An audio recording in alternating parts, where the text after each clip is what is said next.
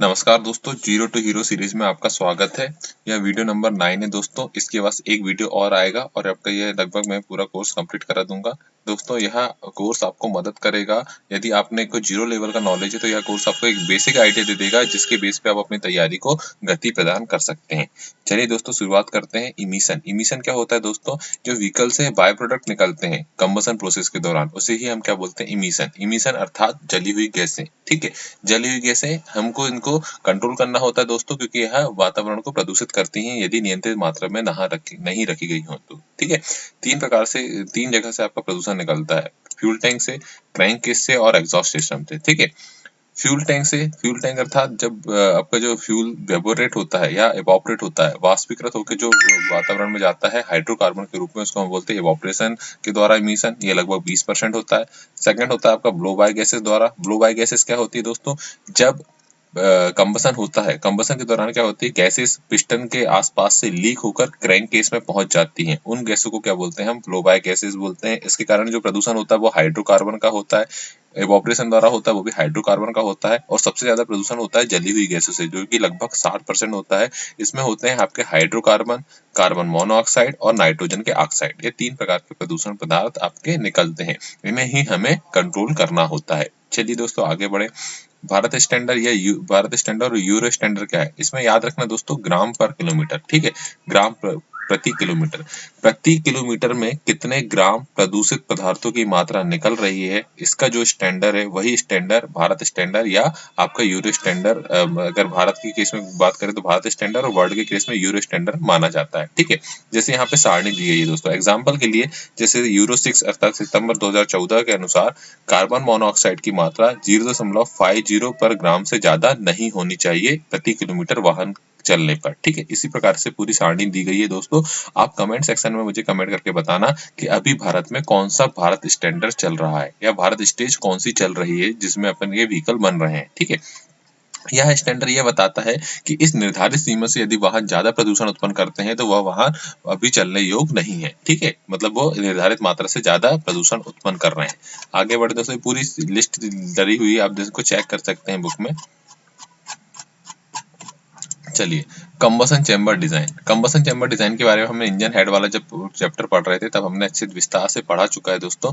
Combustion chamber के design से मैं आपको यह समझा दूं कि क्या होगा यदि यदि आपका फ्यूल का कंबसन अच्छी तरह से होगा, अच्छी तरह से फ्यूल का कंबसन होगा, हाई पावर आउटपुट मिलेगा, हाई थर्मल एफिशिएंसी होगी, स्मूथ इंजन ऑपरेशन होगा, और इससे क्या होगा, इससे एग्जॉस्ट गैस के जो पॉल्यूशन निकल रहे हैं वो क्या होंगे, कम से कम होंगे। अर्थात यदि ईंधन सही तरीके से दहन होगा तो आपका पॉल्यूशन उतना ही कम होगा। और ईंधन को सही तरीके से दहन करने के लिए हम किसका प्रयोग करते हैं? कंबसन चैम्बर के डिजाइन का प्रयोग करते हैं। इसमें हम क्या करते हैं, नई नई टेक्नोलॉजी का प्रयोग करते हैं, जैसे CRDI टेक्नोलॉजी, HEUI टेक्नोलॉजी, जिससे होने वाला इमिशन कैसा हो, कम से कम हो सके। आगे बढ़े। Combustion process. कंबसन प्रोसेस में क्या होगा दोस्तों, 2 प्रकार की कंबसन होती है। एक होती है परफेक्ट या ideal combustion process. Ideal combustion process के अनुसार क्या होना चाहिए, जब फ्यूल अर्थात हाइड्रोकार्बन वायु के संपर्क में आते हैं तो क्या बनाते हैं, वो कार्बन मोनोऑक्साइड। तो परफेक्ट कंबसन में क्या होता है, फ्यूल, और जब फ्यूल एयर के संपर्क में आता है तो क्या में कन्वर्ट होता है, कार्बन डाइऑक्साइड, वाटर और नाइट्रोजन में कन्वर्ट होता है। परंतु दोस्तों वास्तव में ऐसा नहीं होता, कुछ बाय प्रोडक्ट भी बनते हैं। जैसे अगर फ्यूल नहीं जला है, ठीक है, तो यदि फ्यूल नहीं जला है तो अनबर्न्ड पार्टिकुलर, ठीक है, जिनको हाइड्रोकार्बन बोलते हैं हम, ठीक है, और नाइट्रोजन के ऑक्साइड, ये आदि क्या होते हैं, ये प्रदूषण की तरह कार्य करते हैं। ठीक है, तो हमको क्या करना होता है, हमको कंबसन प्रोसेस इस प्रकार की बनानी होती है ताकि वह कैसा हो, परफेक्ट कंबसन हो। ठीक है, मतलब पूरी तरह से जल जाए। ठीक है, इसके लिए हम क्या करते हैं, electronically manage fuel injection system का प्रयोग करने लगे हैं आजकल, जैसे CRDI टेक्नोलॉजी, HEUI टेक्नोलॉजी, ये सब के बारे में मैंने पीछे पढ़ा चुका है। ठीक है, तो हमको क्या करना है, कंबसन पूरी तरह से सही करना है। चले आगे बढ़े। Effect of hydrocarbon. तो इफेक्ट ऑफ हाइड्रोकार्बन में पूरे चैप्टर का सार मैं आपको बता दे रहा हूँ दोस्तों। ये हाइड्रोकार्बन यदि लीकेज होंगे या तो आपके पर्यावरण में जाएंगे तो क्या करेंगे, पर्यावरण को नुकसान करेंगे। बस यही चैप्टर में इसी का पूरा सार बताया गया है। ठीक है दोस्तों, जहां से ऑब्जेक्टिव बन सकते हैं हम उस चीज में ज्यादा कॉन्सेंट्रेट करने का प्रयास करते हैं। ठीक है, हाइड्रोकार्बन एग्जॉस्ट गैस के बारे में बताया है, ठीक है। इसमें यह इस चैप्टर में यह बताया गया है कि भाई जैसे किस किस कारण से हाइड्रोकार्बन एग्जॉस्ट गैसों में आ जाते हैं, जैसे मिस फायरिंग होना इंजन की, सही तरीके से एयर फ्यूल रेशियो का नहीं होना, एक्सेसिव लीन मिक्सचर का होना, और टेम्परेचर, प्रेशर, कूलेंट आदि आदि का निर्धारित मात्रा में ना होना, जिस कारण से अगर दहन सही से नहीं होगा उस कारण से हाइड्रोकार्बन एग्जॉस्ट गैसों में आ जाएंगे। इस पूरे चैप्टर में यही बताया गया है। अब बात करते हैं डीजल पार्टिकुलेट फिल्टर की, ठीक है। यहाँ से आपकी जहाँ से आपका इंपॉर्टेंट वहां से हम बात करें। डीजल पार्टिकुलेट फिल्टर के बारे में आपको एक शब्द में समझाना चाहूंगा। डीजल पार्टिकुलेट फिल्टर क्या होते हैं? डीजल के पार्टिकुलेट को फिल्टर कर देते हैं। अब डीजल पार्टिकुलेट क्या होते हैं? डीजल पार्टिकुलेट को अगर हम सामान्य भाषा में समझें तो जो अधजला डीजल है, मतलब डीजल का अगर दहन अगर पूरी तरह से नहीं हुआ है तो वो क्या होगा, आपके पार्टिकुलर मैटर के रूप में जम जाएगा, या छोटे छोटे पार्टिकल के रूप में जो पॉल्यूटेंट उत्पन्न होंगे उसी हम क्या बोलते हैं? डीजल पार्टिकुलेट बोलते हैं, ठीक है। आई बस समझ में दोस्तों। अब यह फिल्टर क्या करता है? इनको फिल्टर करने का काम करते हैं, इनको फिल्टर करने का काम करता है। तो इसमें क्या बना होता है फिल्टर एलिमेंट में? इसमें एल्यूमिनियम कोटेड वायर मैश होती है, सिरेमिक फाइबर होते हैं, पोरस सिरेमिक मोनोथिल्स होते हैं, ठीक है। ये सब क्या होते हैं? ये फिल्टर मीडिया है, ठीक है। इनका प्रयोग किया जाता है जिससे कि यह फिल्टर कैसा है, यह जो है, यह जो हाइड्रोकार्बन बोल रहा हूँ, जो डीजल के पार्टिकुलेट हैं उनको फिल्टर कर सके, ठीक है। तो इसी और यह फिल्टर क्या कहलाता है? आपका सिरेमिक बॉल फ्लो फिल्टर भी कहलाता है। चलिए दोस्तों आगे बढ़े। इसमें काम की चीज आएगी इसकी ये रीजनरेशन ऑफ डीपीएफ। अब देखो सिंपल सी बात है दोस्तों, कोई भी फिल्टर होगा, ये नॉर्मल आपको डायग्राम में फिल्टर दिखाया गया है। जब वो फिल्टर करेगा तो जो फिल्टर किए गए पार्टिकल है वो कहीं ना कहीं तो जमा होंगे, और यह अगर फिल्टर में जमा हो जाएंगे तो क्या होगा? फिल्टर सही तरीके से अगले आने वाले पार्टिकुलर को साफ कर पाएगा क्या? नहीं। तो हमको जो इसमें पार्टिकल जमा हुए, मतलब इसमें जो कण जमा हो गए हैं उनका भी निस्तार हमको करना होता है, ठीक है। तो उसी के लिए उसी को क्या बोलते हैं? उस निस्तार की प्रोसेस को ही क्या बोलते हैं? रीजनरेशन ऑफ डीपीएफ, मतलब हम इसको पुनः प्रयोग कर पाए, ठीक है। इसकी दो विधियां हैं, ठीक है, एक्टिव रीजनरेशन और पैसिव रीजनरेशन, ठीक है। एक्टिव रीजनरेशन में क्या करते हैं? ये जो पार्टिकल इकट्ठा हुए हम इनको जलाकर या अन्य किसी मदद से जलाकर, अधिकतर जलाकर या गर्म करके इनका निस्तार करते हैं या इनको हटाते हैं, तो वो क्या कहलाता है? आपका एक्टिव रीजनरेशन। और पैसिव रीजनरेशन में क्या होता है? पैसिव रीजनरेशन में हम क्या करते हैं? कैटेलिक अर्थात उत्प्रेरक पदार्थ का प्रयोग करते हैं, जिससे कि यह जो पार्टिकुलर जमा हुए हैं यह कैसे हो, इनका डिस्पोजल अच्छी तरह से हो जाए, ठीक है। तो एक्टिव रीजनरेशन में हम तीन प्रकार का प्रयोग करते हैं। एक्टिव रीजनरेशन में क्या करते हैं? हम इंजन का थ्रोटल बढ़ा देते हैं। इंजन का थ्रोटल बढ़ाने से या इंजन का अधिक सही मात्रा में फ्यूल भेजने से क्या होता है? जो एग्जॉस्ट गैस का टेम्परेचर है वह बढ़ जाता है। एग्जॉस्ट गैस का टेम्परेचर जब बढ़ेगा, हाँ, ये डीपीएफ कहाँ लगा होता है दोस्तों? डीपीएफ आपका फिट होता है एग्जॉस्ट में, ठीक है। एग्जॉस्ट मैनिफोल्ड में फिल्टर एग्जॉस्ट मैनिफोल्ड में यह फिल्टर लगा हुआ होता है, ठीक है।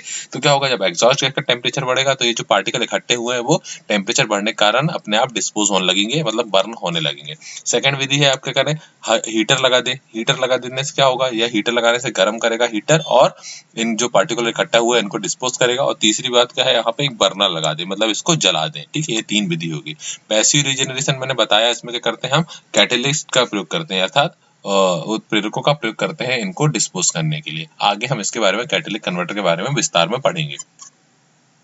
सोर्स ऑफ पोल्यूटेंट अभी आपको बता चुका हूँ कहाँ कहाँ से आएंगे सोर्स ऑफ पोल्यूटेंट, ठीक है।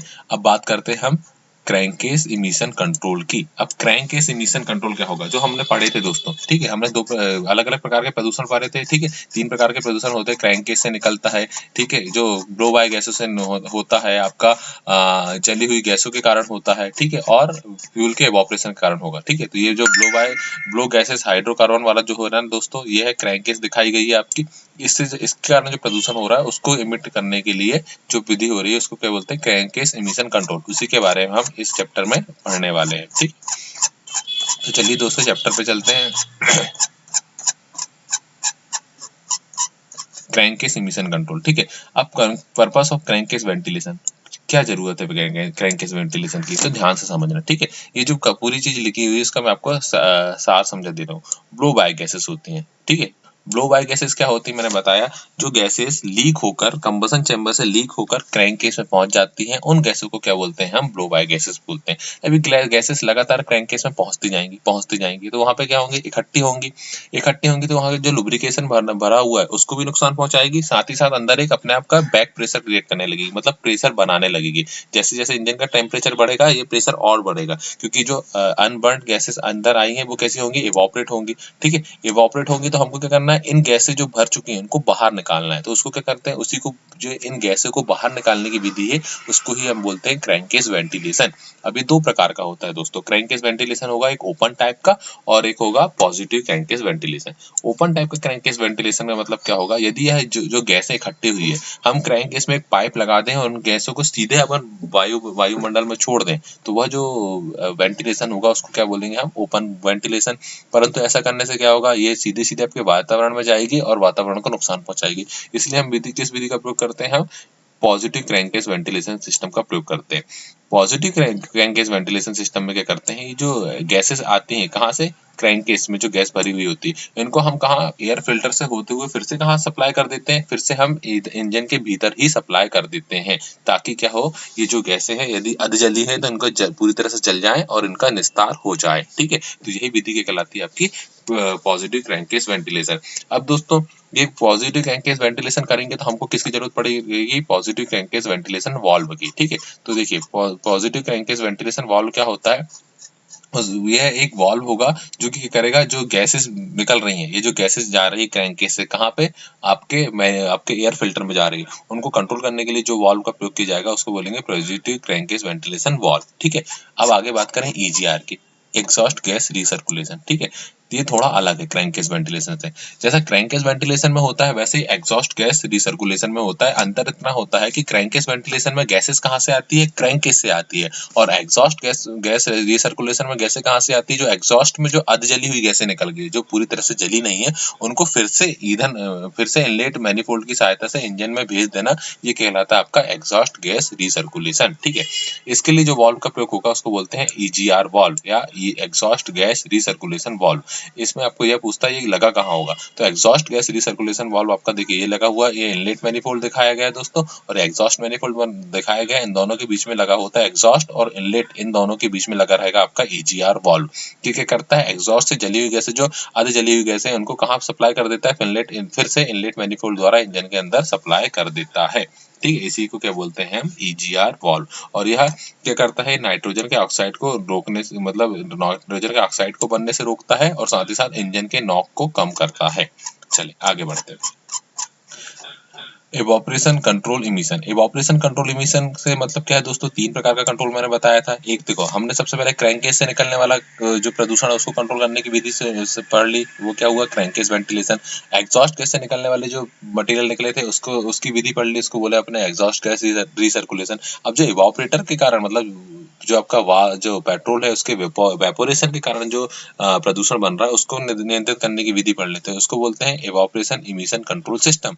ये अधिकतर क्या होता है दोस्तों, पेट्रोल इंजन के केस में ज्यादा होता है, क्योंकि पेट्रोल ज्यादा ही क्या करता है, ज्यादा ही इवोपरेट होता है। ठीक है, उसकी जो कंट्रोल करने की विधि है इसमें आप याद रखना, ईवेप सिस्टम अधिकतर पेट्रोल इंजनों के लिए प्रयोग किया जाता है। इसमें क्या करते हैं हम, जो फ्यूल टैंक का ढक्कन है उसका डिजाइन मॉडिफाई करते ताकि वह इवोपरेशन के कारण पेट्रोल का लॉस को होने से रोके। चलिए आगे बढ़े।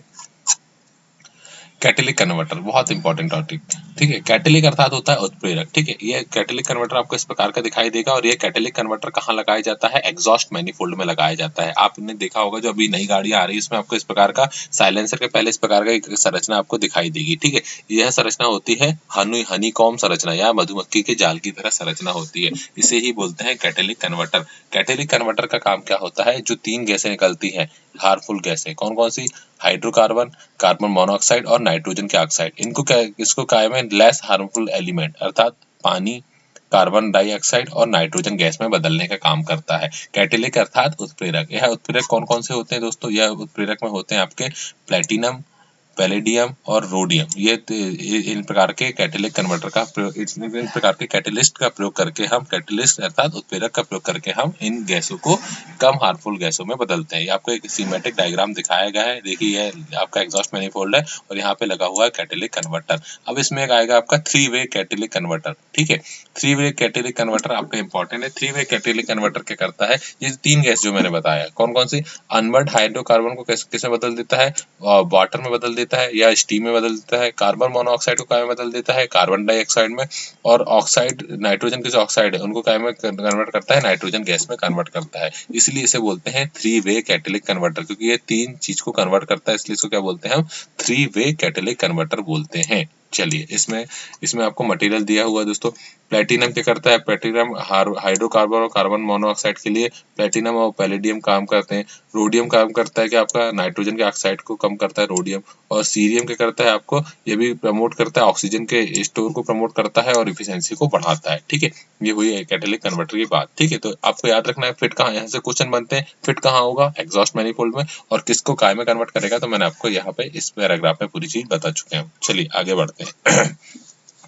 Selective catalytic reduction SCR, selective catalytic converter या सिलेक्टिव कैटेलिटिक रिडक्शन में याद रखना दोस्तों, यह स्पेशली किस पे कॉन्सेंट्रेट करता है, नाइट्रोजन के ऑक्साइड में, जो डीजल ऑक्साइड में नाइट्रोजन के ऑक्साइड रहते हैं उसमें कॉन्सेंट्रेट करता है, इसलिए इसको बोलते हैं सिलेक्टिव कैटेलिटिक रिडक्शन। ठीक है, इसमें याद रखना ये किसको करेगा, नाइट्रोजन की जो ऑक्साइड है उसको उस पे ही कॉन्सेंट्रेट करता है। इसका ऑब्जेक्टिव पूछेगा तो SCR किसको कंट्रोल करता है, तो नाइट्रोजन के ऑक्साइड को याद रखना है। चलिए बाकी चीज सेम टू सेम रहेगी इसकी भी जो अपन ने पढ़े। ठीक है, अब EGR और SCR में अंतर। ठीक है, तो जो EGR प्रणाली है और SCR प्रणाली, इसमें अंतर बता दूं दोस्तों। EGR में क्या करते हैं, हम इसको जला के कंट्रोल करते हैं, जो गैसेस निकलती हैं उनको हम फिर से जला के यूज कर रहे हैं, या फिर से हम उनको भेज रहे हैं कहाँ पे, इनलेट मैनिफोल्ड में, और जलाकर प्रयोग कर रहे हैं। ठीक है, जबकि SCR में हम जला नहीं रहे हैं, हम SCR में केमिकल रिएक्शन के थ्रू उनको कम जो हार्मफुल गैसेस हैं उनमें बदल रहे हैं। ठीक है, तो आई होप आपको इन दोनों का अंतर मैंने एक लाइन में समझा दिया। ठीक है, बाकी आपको बुक में और जानकारी मिल जाएगी। जो मेन चीज थी आपकी SCR और EGR में अंतर, EGR में हम क्या करते हैं, फिर से रिसर्कुलेट कर रहे हैं, जबकि SCR में हम रिसर्कुलेट नहीं कर रहे हैं। SCR में हम क्या कर रहे हैं, केवल जो केमिकल की सहायता से, जो केमिकल का प्रयोग करके हम क्या कर रहे हैं, केमिकल या आपके उत्प्रेरक का प्रयोग करके उनको हम कम हार्मफुल चीजों में बदल दे रहे हैं, जबकि EGR में हम क्या कर रहे हैं, उनको पुनः सप्लाई करके जला रहे हैं। ठीक है, दोनों में अंतर आपको समझ में आ गया होगा। चलिए दोस्तों, अगला जो आखिरी वीडियो होगा उसमें मैं आपको यह अल्टरनेटर और जितने भी इलेक्ट्रिकल कंपोनेंट हैं उनके बारे में समझाऊंगा। यदि आपको यह वीडियो पसंद आया होगा तो इसे आप लाइक कीजिएगा दोस्तों, और यदि कोई भी डाउट है तो आप इसे कमेंट सेक्शन में बता सकते हैं। धन्यवाद।